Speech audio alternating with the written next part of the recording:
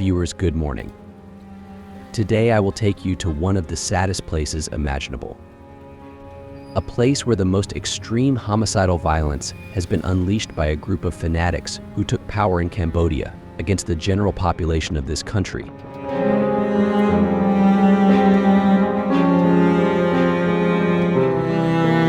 The site is located 17 kilometers south of Phnom Penh city center in a district called Dang Khao.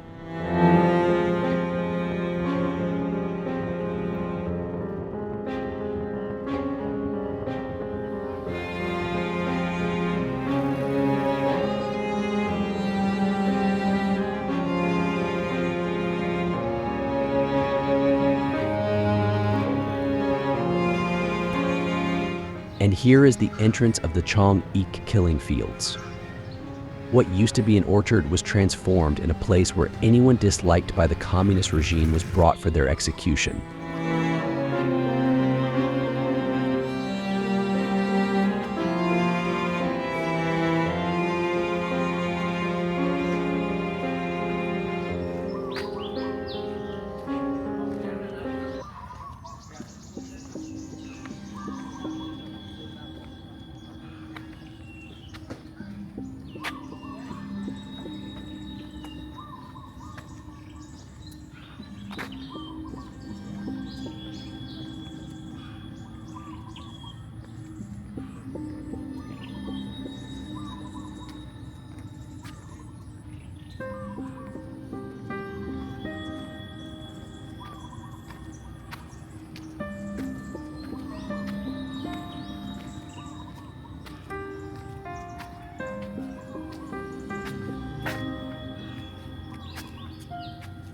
On the 17th of April 1975, after 5 years of civil war, the Cambodian Communist Party, led by Pol Pot, seized power.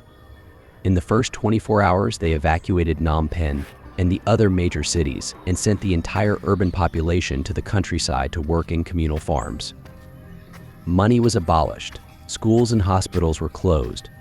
In the 3 years and 9 months that followed, almost 2 million people lost their lives. Most of them starved to death in the communal farms, where people were overworked and underfed. Many, though, were killed because they belonged to social groups that were adverse by the regime. One could get killed because he had an education or even because he wore glasses. Even the most minor violations were punishable with death.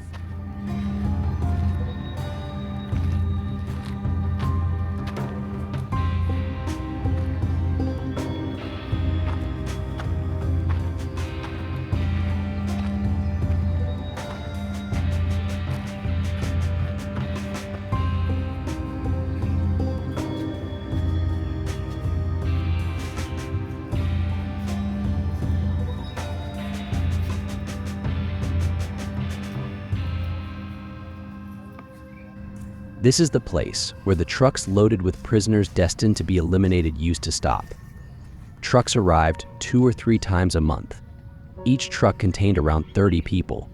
Prisoners were most of the times led immediately to the pits for their execution.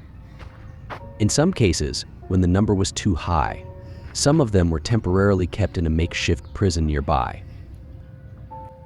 Here is where the main office used to be. As you can see from the drawing, it was a large hut on stilts. The camp had electricity, which was a rarity at that time, so that executions could be carried out at night.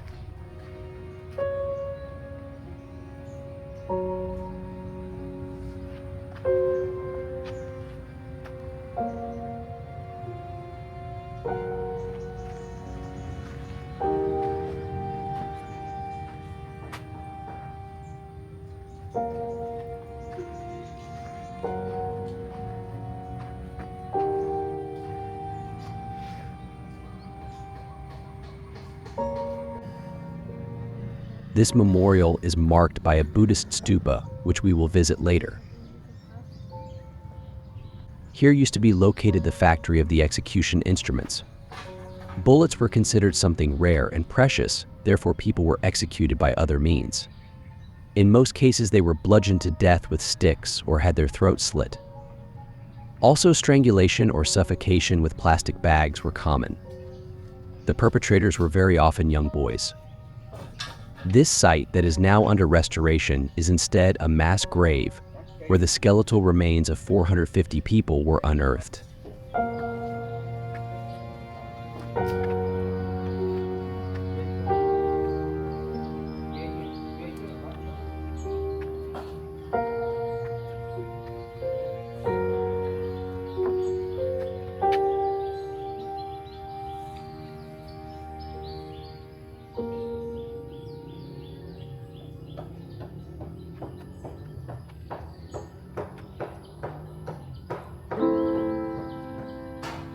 What really strikes me is the contrast between the beauty of this place and the unmatched evil of what took place here.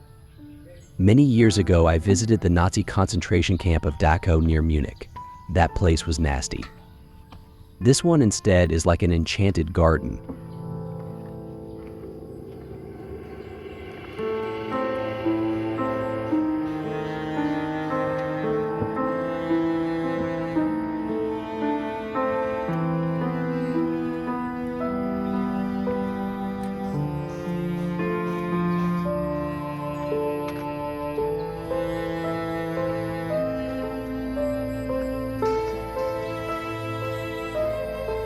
In this other grave, 166 bodies were dug out.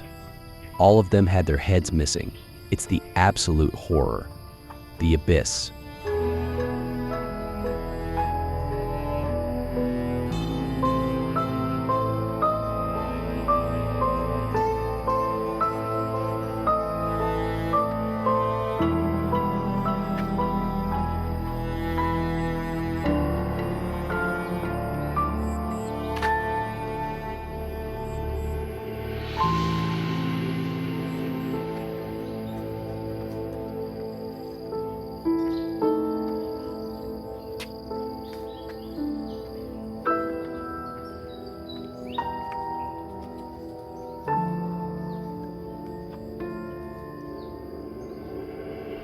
Here they placed a display case containing scraps of the clothing found on some of the bodies exhumed in this place.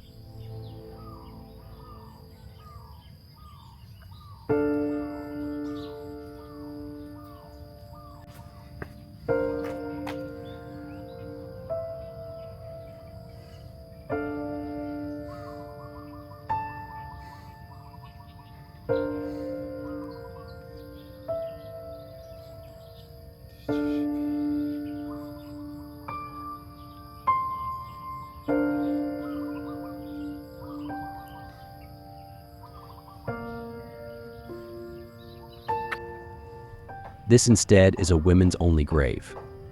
All of them were buried naked. They had to suffer this last humiliation before they died.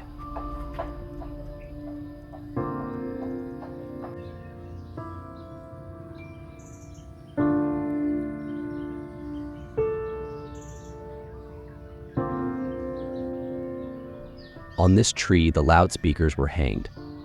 Music was played during the killings in order to cover up the screams and the moans that were coming from the victims.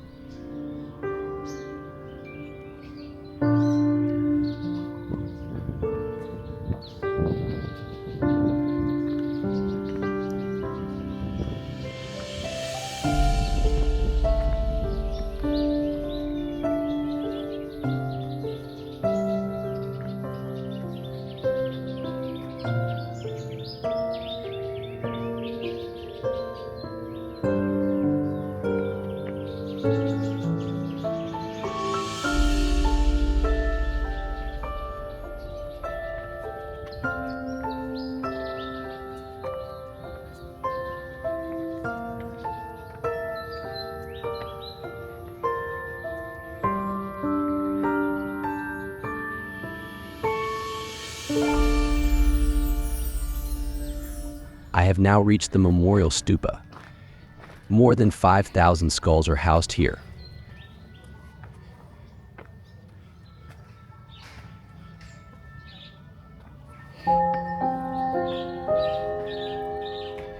In Buddhist countries, white is the color associated with death and funerals, the opposite of what happens in the West.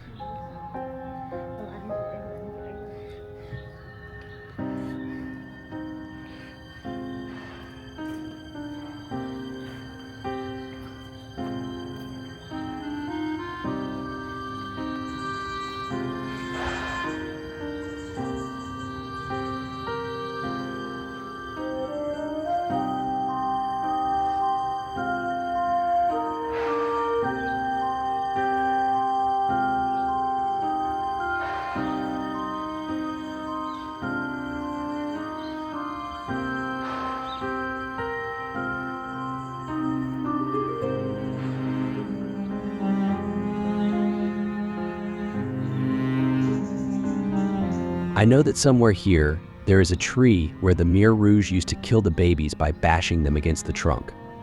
All this happened in front of their mothers. I am sorry, but it's too much for me. I am not going to see it. I hope I was able to open a window on the recent past of Cambodia, marked by unimaginable suffering at the hands of a group of criminal fanatics who wanted to force a complete reset upon a deeply traditional society.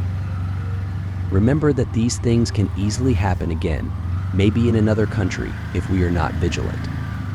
The video ends here, and I hope to see you soon.